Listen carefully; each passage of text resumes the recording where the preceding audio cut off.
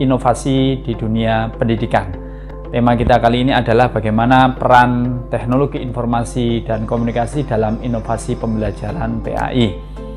Pada saat ini, dunia saat ini telah memasuki era revolusi industri 4.0 yang ditandai dengan masifnya perkembangan pola digital ekonomi, artificial intelligence, big data, robotik, dan inovasi di berbagai sektor. Perkembangan teknologi informasi dan komunikasi telah membawa perubahan besar dalam berbagai bidang kehidupan, tidak terkecuali dalam dunia pendidikan. Perkembangan teknologi dan informasi sudah tidak bisa dihindari. Lalu bagaimana pendidikan merespon dan mengantisipasi hal tersebut? Inovasi apa yang harus dilakukan oleh pendidik dan pengelola lembaga pendidikan? Inovasi itu suatu hasil yang terjadi kalau ada 3 resep yang terjadi dalam suatu organisasi. 3 resep itu adalah: 1. Ada fleksibilitas dan kebebasan atau otonomi untuk bereksperimentasi dan menemukan titik jalan yang tinggi. Kedua, diberikan resource yang cukup dari sisi resource pelatihan, resource ilmu, resource finansial, resource mentoring dan coaching. Dan yang ketiga adalah purpose-nya manusia-manusia itu. Pendidikan vokasi ini dinilai strategis dalam menghasilkan tenaga kerja terampil. Nah, sejalan dengan hal ini, berbagai program dan dukungan dana juga digelontorkan oleh beberapa kementerian untuk memastikan kelancaran dan kualitas proses dari hulu hingga hilir. Namun, apakah program dan dukungan dana saja cukup untuk memastikan pendidikan vokasi tidak menjadi pilihan kedua? Lalu keterampilan seperti apa yang diharapkan mampu dihasilkan dari pendidikan vokasi? Pendidikan vokasi membekali peserta didik dengan keahlian terapan atau keterampilan teknis yang diperlukan pada bidang pekerjaan tertentu. Pendidikan vokasi merujuk pada sekolah menengah kejuruan atau SMK, pendidikan khusus, program diploma di perguruan tinggi, serta lembaga kursus dan pelatihan atau LKP. Peserta didik lulusan pendidikan vokasi diharapkan mampu menjawab tantangan dunia usaha dan dunia industri atau DUDI. Dengan segala keterampilan yang diajarkan, pendidikan vokasi diharapkan mampu memperkecil kesenjangan antara kurikulum dengan kebutuhan tenaga kerja yang kapabel. Salah satu implementasinya adalah dengan program SMK Pusat Keunggulan atau SMK-PK. Program ini lahir sebagai upaya pengembangan SMK dengan program keahlian tertentu agar mengalami peningkatan kualitas dan kinerja.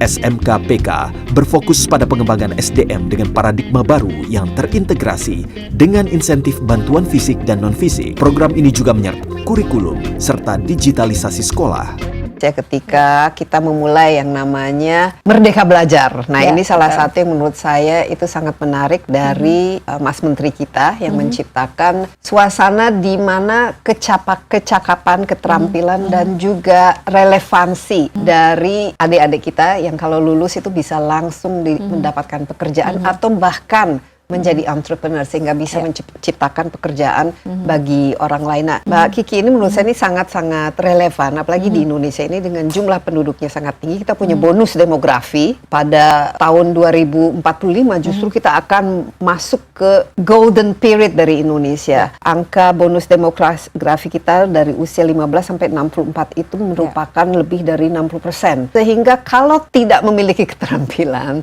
tidak memiliki produktivitas, ini akan menentukan nasib bangsa itu sendiri. Nah, lebih ke meningkatkan kualitas dari pendidikan. Nah, ini adalah tugas dari Dirjen Vokasi ini. Kira-kira apa-apa saja tugasnya, Mbak Kiki? Coba, ada berapa sekarang yang dari SMK itu dilibatkan dalam sistem ini dan keluarannya itu seperti apa? Karena ini kan jumlahnya paling banyak ya. Iya, jadi contoh-contoh dari keterampilan kalau pada level itu tuh seperti apa? Karena ini masih anak-anak muda kan ya. Betul. Jadi memang SMK ini sesuatu yang menarik karena kalau mereka lulus kadang-kadang usianya pun belum cukup nih untuk tenaga kerja gitu, belum 18 gitu. Tetapi mereka biasanya melanjutkan kemudian D1 atau posisinya magang ya. Jadi kalau berapa persen saat ini SMK Pusat Keunggulan yang betul-betul tadi dengan mitra yang kami dorong memang harus bermitra segala macam, itu mengcover sekitar 27-28% siswa SMK sudah di-cover oleh program ini. 27 sampai 28. Ada 27 target sampai- untuk meningkatkan jumlahnya?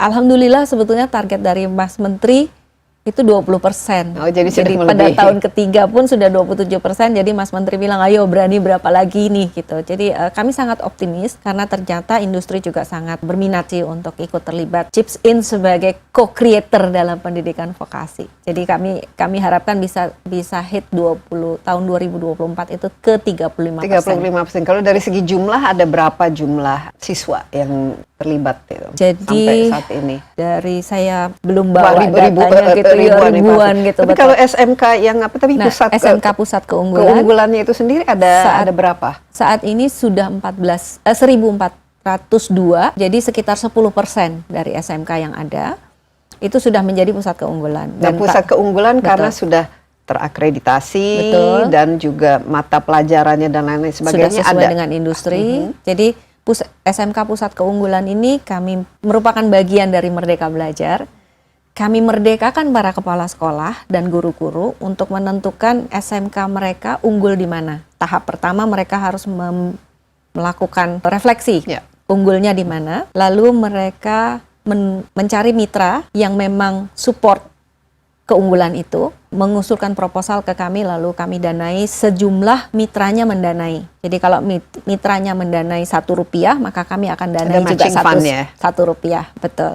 Sekarang sudah ada 1.402 SMK yang mengcover tadi sekitar 27. Oh, sekarang ini ada yang namanya program Merdeka Belajar sehingga misalnya siswa juga merdeka lah untuk Betul. memilih apa yang bagian dari Iya. passionnya, keterampilan yang ingin dimiliki. Jadi Betul. lebih bagus lagi dari usia muda. Anak-anak itu diarahkan kira-kira talentnya itu di mana. Iya, Nah, betul. menyongsong era 4.0 di mana sekarang semua harus inovatif, teknologi dan lain sebagainya. Indonesia juga cita-cita untuk jadi negara yang besar ya dengan memanfaatkan bonus demografinya. Apa-apa saja yang menjadi keinginan atau yang dibutuhkan oleh dunia industri, dunia usaha saat ini yang memang bisa mendukung pertumbuhan dan pembangunan Indonesia.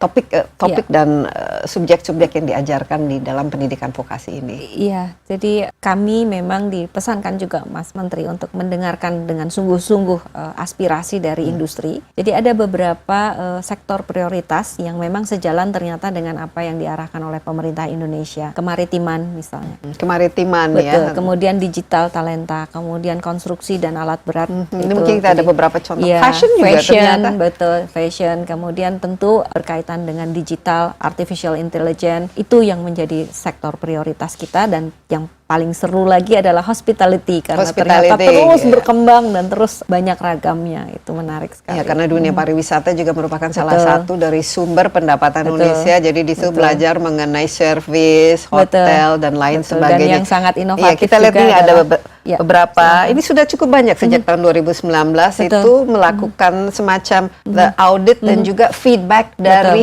industri. Betul. Seperti apa selama ini Mbak Kiki? Apakah mereka happy dengan program ini dan apa kira-kira menurut mereka yang harus masih diperbaiki? Jadi ternyata yang menarik dari pengalaman 3 tahun terakhir ini, industri kita itu bukan cuma minta tapi juga doing gitu. Oh, doing. Jadi mereka karena juga sebenarnya mereka juga melakukan training-training sendiri kan ya. Dan itu seringkali oke, kami sudah punya ini Bu, gitu, terus kita kawinkan gitu dengan institusi pendidikan kami.